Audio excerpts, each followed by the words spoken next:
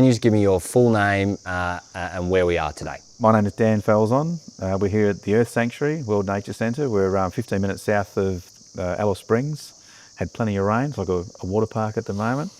Yeah, we're here to have a chat about the sanctuary. And what is the sanctuary? Like you told me there's, astrology is one thing, but you said there's a lot more, which means you've opened up the conversation to help explain to me what the sanctuary is all about. Yeah, well, look, the Earth Sanctuary is a sustainable living centre. It began with our family's pursuit of understanding more about our climate and wanting to be part of, a greater global solution in trying to build awareness on the climate and what we can do with regard to solutions, whether that be your energy source, whether it be horticulture, food, recycling. They're all really important areas. So the sanctuary, and it continues today, that ethos is really about broadening awareness and helping people understand that. And we have over 1,500 students now come in from around Australia, predominantly Victoria, who come and do our 6, 8, 10, 12-day programs from here all the way down to Uluru.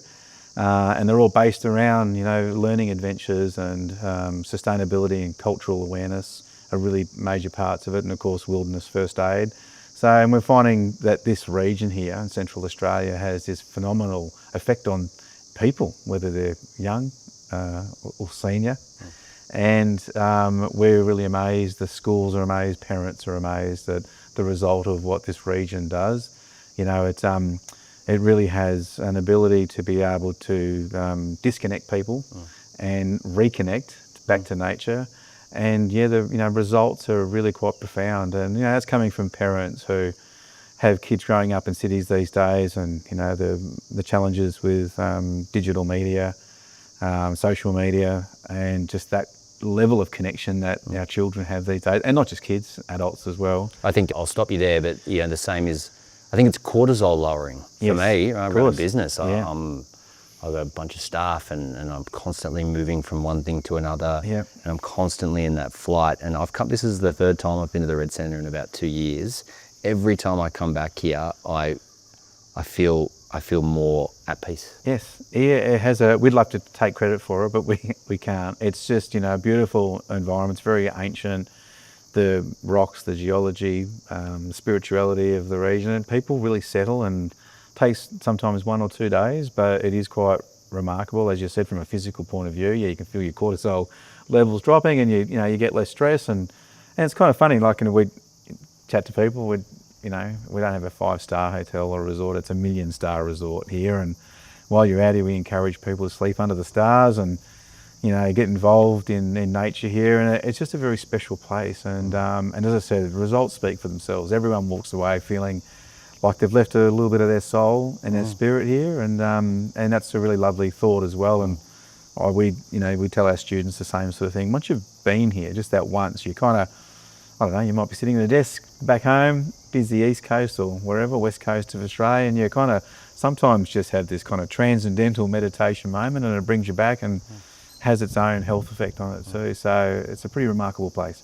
There's very little opportunities in life when you're forced to just stop and look up, right? And I think that's what we're here to talk about, is that opportunity to come to a place like Earth Sanctuary, and be accommodated here, be looked after here in a beautiful hospitality experience, but most of all, come here to look up at the stars, right? Which is becoming incredibly popular as a tourism product around Australia and around the world. Of course, Talk to me about that specific product that you offer. Yeah, well, it grew organically. When we were developing the sanctuary, we first arrived in 1999 and introduced to a lovely hot summer when we got here from Victoria, and we were given a swag and told to get out in the sand dune because we had some building to do, of course, so we didn't have the homestead here and a lot of the infrastructure. But that first night we were just blown away by what we were seeing, sleeping outside, watching the Milky Way literally stroll over your head and watching shooting stars, not every 10, 20 minutes, every second you're seeing movement going on up there in the night sky, incredibly clear nights.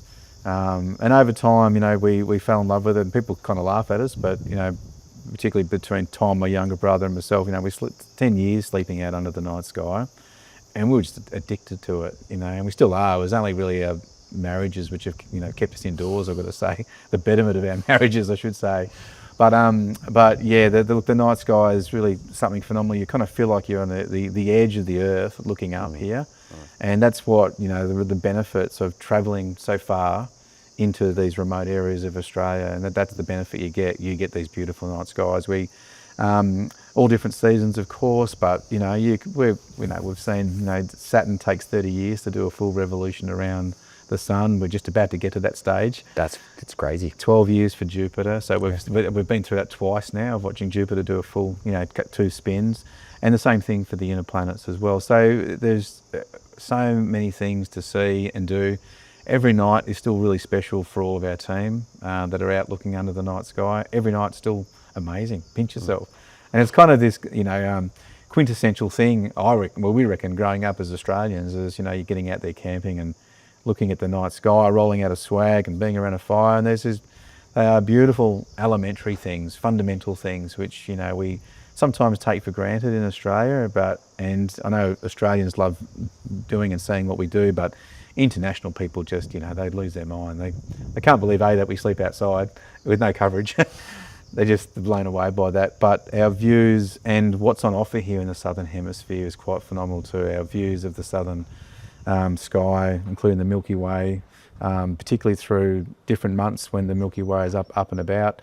But just Southern Cross and learning how to navigate, which is a lovely thing to be able to do. It's very ancient. And it also brings cultures from around the world, and particularly in this day and age where, I don't know, there's a lot of disenfranchising going on, there's a lot of fracturing going on. The stars and our culture as humanity, we really all come together, and it's lovely to share those stories and the knowledge, and from the zodiacs and star signs, and we all have this amazing attachment, and that comes out every night. And to the Aranda people, right? Obviously, course. To the local Indigenous connection. Yep. That must be incredibly special to be able to bring that to some of the guests that come here as well. Yeah, 100%. Well, it's local, and it's also world cultures, and I mentioned sleeping out underneath the night sky, and I don't know, like, you wouldn't go too far back in our own European history where it just was considered, something that you didn't necessarily do, or you're uncivilized. Why aren't you living under a roof? And we had the opportunity to be able to do it, as I said, for over a decade.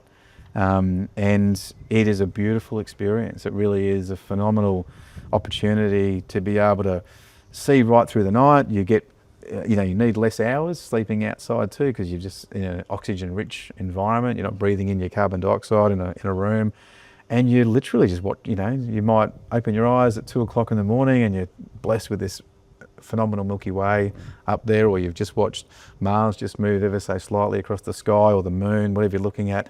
It's an extraordinary opportunity to be able to do it. We just did it naturally, and got to a time within the organisation that we started offering it for guests to come and do a sleepover, or B, come and do an astronomy program with your kids and look through a deep sky telescope, and which is all nice. Tom and I call them the toys, because ultimately just being out here under this night sky from a visual perspective is amazing.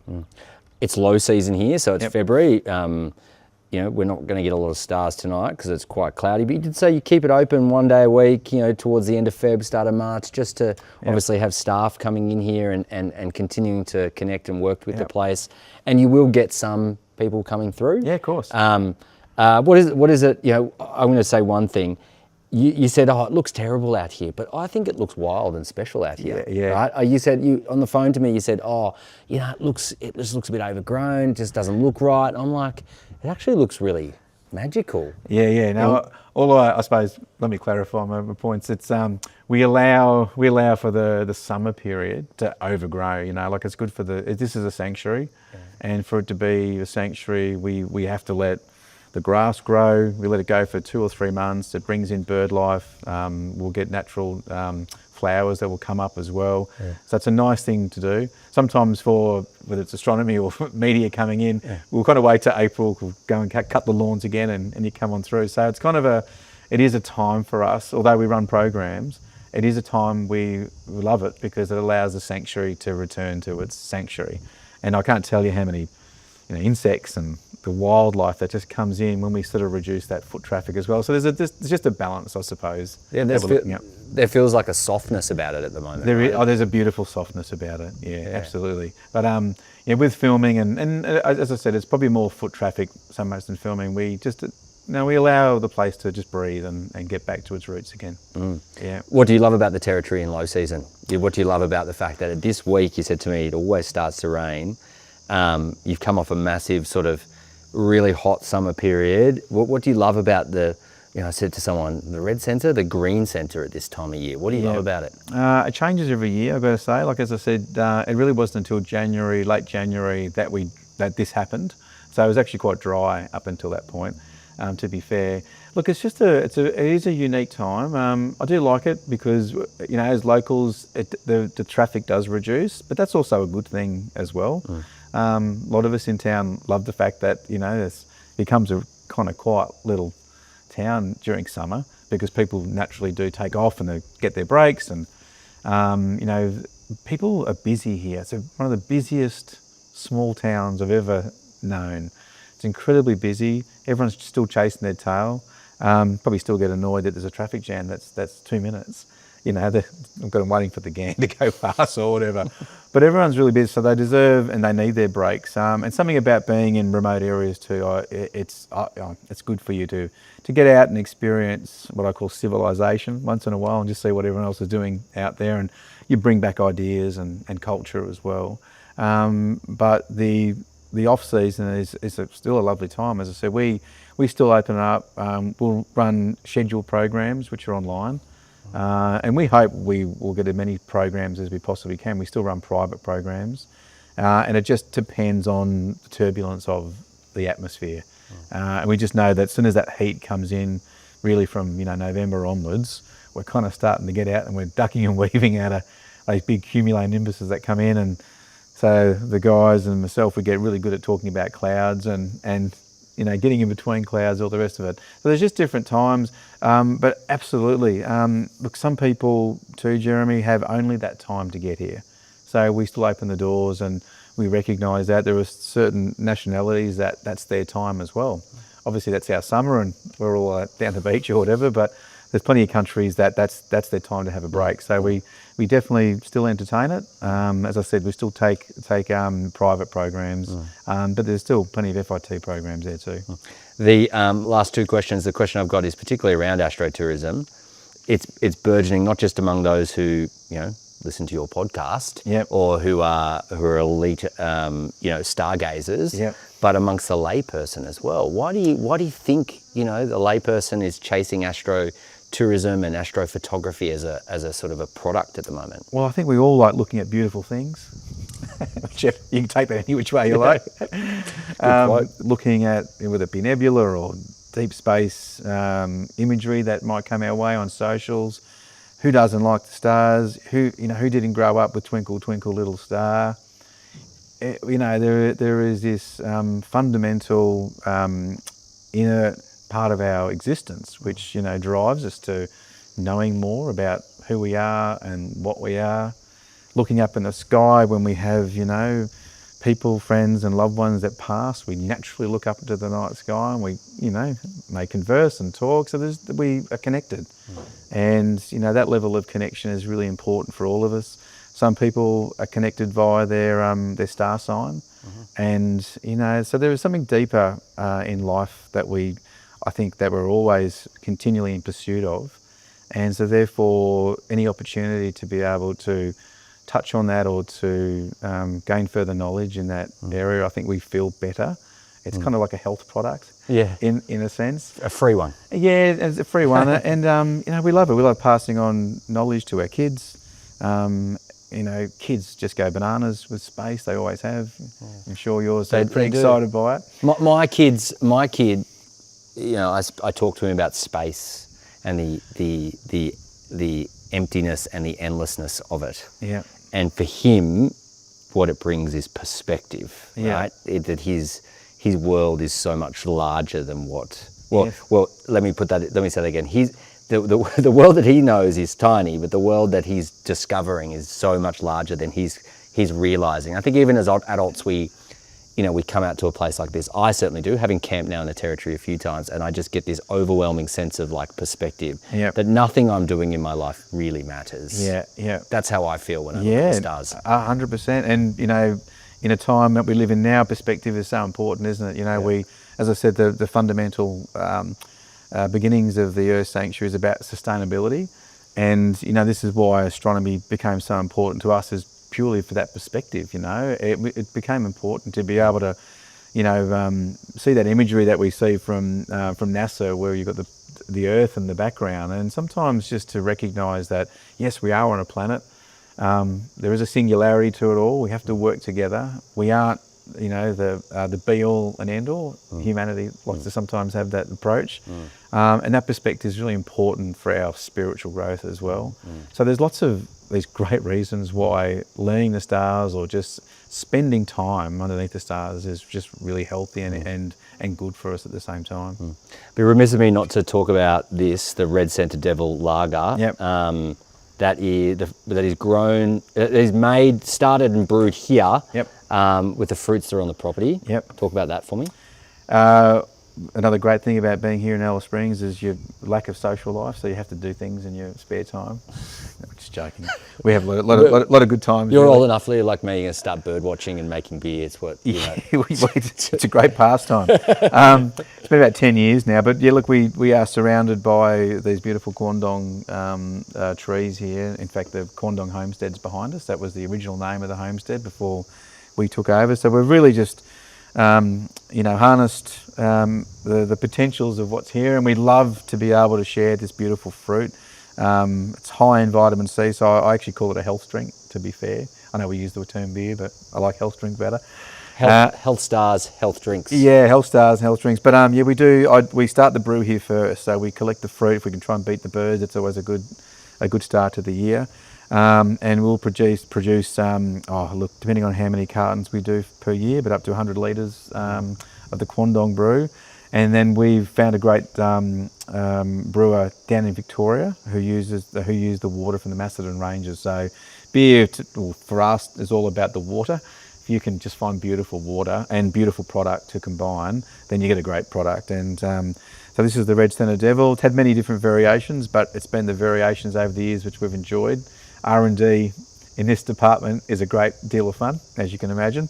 Bit of taste testing along the way, but it's a really great drop now. We're really pleased where we have been the last 2 years, I should say. It's just it's a lovely lager with a lovely aroma of Quandong there, and it's really popular. So we have people who don't drink beer. Obviously, they come as travellers and tourists and want to try something local. And we find people who don't normally drink beer really enjoy this one. So we're pretty pleased with the outcome. At this incredible bar behind us as well. Bit of action at this bar, I've got to say, Jeremy. I bet. From weddings to events to all sorts of things. People like to release their CDs, or if they've got any kind of event. The Earth Sanctuary, if available, it's pretty busy throughout the year, but we love trying to share the space here. And you've got the beautiful Eastern McDonald Ranges. We're watching some of these clouds come through. It's a gorgeous place, and we're 15 minutes south of Alice Springs, so it's so easy to get to. Last question is a more TCA related question around members and the sort of things that Philip will help me along with this one. Members, being a member during off season and obviously through the year, what would you say to other members or other operators who aren't members, or who potentially are looking to maximise their membership with TCA? What are the benefits that you certainly get as an operator? Well, look, we've always been proactive. I mean, we believe in the unity of memberships to begin with. TCA do a lot of work, and probably a lot of work, to be fair, that we don't see behind the scenes, but we know that through events such as today, which is fantastic. I think it is a time of the year that you need to be creative, and we certainly are. And it's a balance between being creative and also for us having a break, to be fair. We enjoy the fact that our season is incredibly long, and we go 7 days a week. So it's a really long and busy season as it is. So we do enjoy just taking the foot off the metal there for a little bit, but we also are very creative and hoping that we keep a few things going. But I had to say that that's really up to the operators. You know, I love this part of Central Australia that we take the foot off just a little bit. We still offer product. It's all still there for people, but it's also just a nice time we get together amongst other operators. And do you enjoy that process? A lot of other operators we've spoken to say they really enjoy that. Yes, that piece. I really enjoy it. Yeah, with Central Australia, as I've said, people come here to energise, but we need to then re-energise. So we have this opportunity, and I think we've just found in the past where we've gone too long into the season. We should have just had a bit of a break. And I mean, this is a marathon; it's not a sprint. You know, you take your time and get through it. And as you know, we love the fact that we can still offer product through that quieter period. But for us, that's perfectly fine. That's good. I mean, otherwise, you know, I've got to take the kids out and give them a salt bath once in a year, and then we get back. As I said, we re-energise and look at what people do in civilization and bring some of those ideas back to us. But there's plenty of operators I know that continually operate. But it is a reflection also of the kind of traffic that's coming in as well. Yeah. All right. Thank you, Dan. Appreciate it. No worries. Thank you. Lovely to meet you. Hopefully that was a good chat. Yeah, thank you very much. Yeah.